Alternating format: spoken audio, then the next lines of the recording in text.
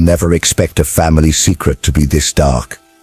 When people think of danger, they imagine strangers, criminals hiding in shadows, or threats from the outside world. But sometimes the most disturbing crimes are born inside homes that look completely normal from the outside. Houses where doors are locked at night, meals are shared at the same table, and siblings grow up under the same roof. This story is one of those cases. A story where trust slowly twisted into something forbidden, and silence allowed a terrible sin to grow until it could no longer be hidden. From the outside, this family appeared ordinary. Neighbors described them as quiet, private, and respectful.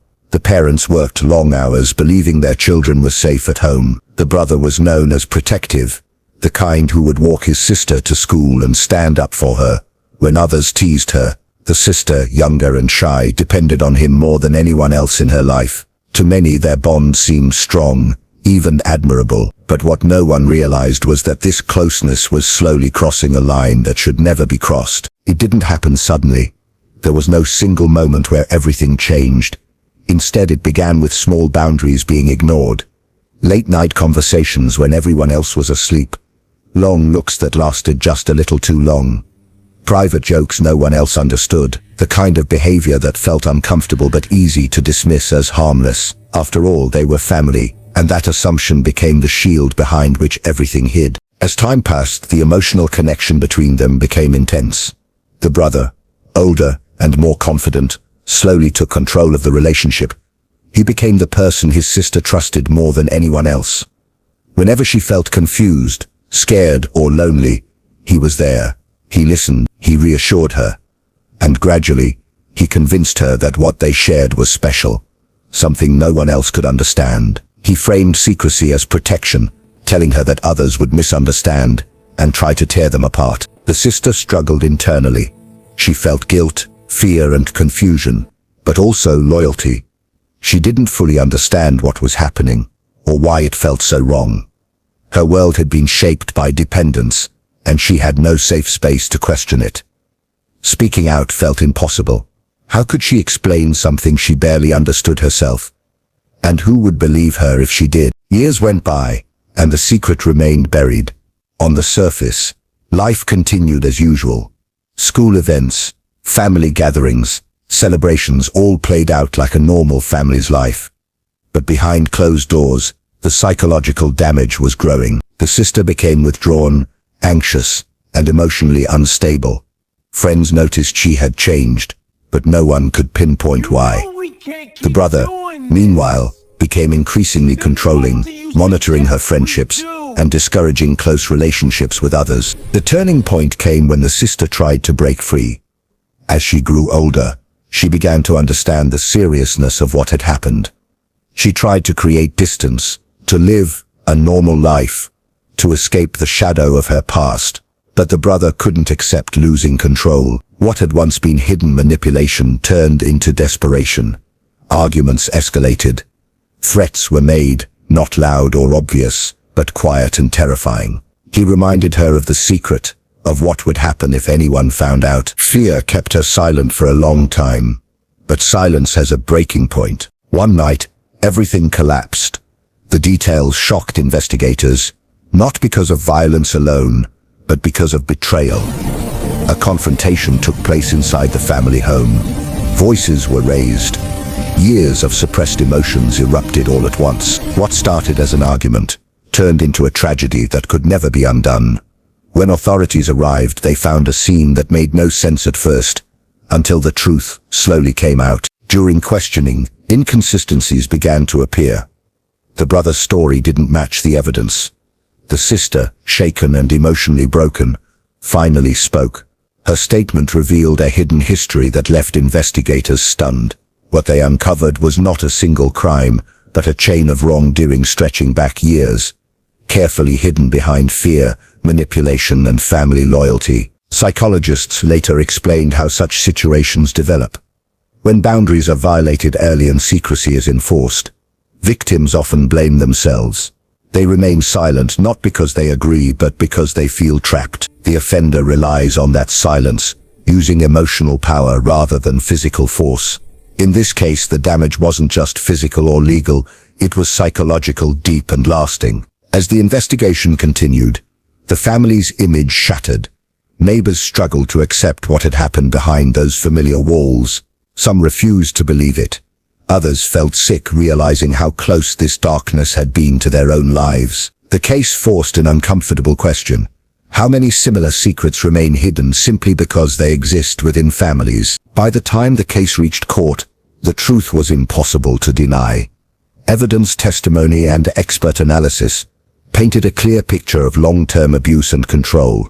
The brother, once seen as a protector, was now exposed as the architect of a terrible secret. The sister, once silent, became the voice that revealed everything. But justice, even when served, could not erase the past. This case remains a chilling reminder that evil does not always look monstrous.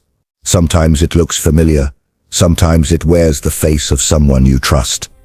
And sometimes the most dangerous secrets are the ones we refuse to imagine could exist at all. The courtroom was silent when the final details were revealed. Even people who had followed the case closely struggled to process the full weight of what had happened. This was not a crime driven by impulse or sudden rage. It was the result of years of secrecy, manipulation, and emotional control. Every expert who testified agreed on one thing: the damage began long before the night. Everything fell apart. As the trial continued, investigators presented evidence that showed a clear pattern. Messages, personal notes, and behavioral records painted a picture of a relationship built on imbalance and fear. The brother had positioned himself as the center of his sister's world, slowly isolating her from friends and discouraging independence. What made the case even more disturbing was how carefully everything had been hidden in plain sight. Family routines, social appearances, and everyday normalcy all served as camouflage. The sister's testimony was the most difficult moment in court. Her voice trembled as she described years of confusion and silence. She spoke about feeling trapped, about believing that speaking out would destroy her family and expose her to public shame. She explained how fear was used to keep her quiet, not through violence at first, but through emotional pressure and manipulation. By the time she understood the full reality of her situation, escape felt impossible. Experts explained how long-term emotional control can be just as damaging as physical force. When someone grows up in an environment where boundaries are blurred, they may struggle to recognize wrongdoing. Loyalty becomes a weapon. Trust becomes a trap. In this case, the offender relied on familiarity and fear rather than aggression, knowing that silence was his strongest protection. The defense attempted to shift blame, suggesting mutual responsibility, but the argument collapsed under scrutiny. Psychological evaluations made it clear that the power dynamic had never been equal. Age, authority, and emotional dependence all played a role. The court rejected any suggestion that this was a shared choice. Instead, it recognized the long-term impact of manipulation and control. When the verdict was finally delivered, the room felt heavy. The brother was found guilty, not only for the final act that brought everything to light, but for the years of harm that preceded it. The sentence reflected the seriousness of both the crime and the betrayal. For many watching, it felt like justice, but also like a reminder that justice often comes too late to prevent deep emotional scars. Outside the courtroom, reactions were mixed. Some people expressed anger, others disbelief. Many struggled with the idea that such a crime could exist within a family that seemed so ordinary. The case challenged a dangerous assumption that harm always comes from outside. In reality, the most damaging situations are often hidden behind trust and familiarity. For the sister, the trial was not an ending, but a beginning. Recovery was slow and painful. Years of silence had left her with trauma that could not be undone by a verdict alone. Therapy became a long-term process, focused on rebuilding identity, understanding boundaries, and learning that what happened was not her fault. Healing, she learned, was not about forgetting, but about reclaiming control over her own life. Professionals involved in the case later spoke about the importance of awareness. They emphasized how secrecy allows harm to continue, especially when it exists in environments where questioning feels forbidden. The case became an example used in training programs, highlighting how emotional manipulation can thrive unnoticed when families prioritize appearances over open communication. Public discussions surrounding the case eventually faded, as it often does. New stories replaced it. Headlines moved on. But for those directly affected, the impact remained. A family was permanently changed.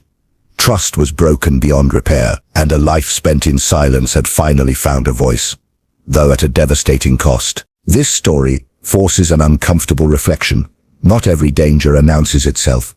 Not every crime involves strangers or obvious warning signs. Sometimes it grows slowly, hidden in routines and normalized behaviors. And sometimes the hardest truth to accept is that harm can come from the very people meant to protect us. The most chilling part of this case is not just what happened, but how long it went unnoticed. How many opportunities existed for someone to ask the right question, to notice the signs, to create a safe space for truth, and how many similar stories remain buried, waiting for a moment when silence finally breaks. In the end, this is not just a story about crime. It is a story about power, silence, and the devastating consequences of secrets that should never exist. It reminds us that awareness, education, and the courage to speak can be the difference between prevention and tragedy. Because when silence protects wrongdoing, the cost is always paid by the innocent. And once that cost is paid, nothing can ever return to the way it was.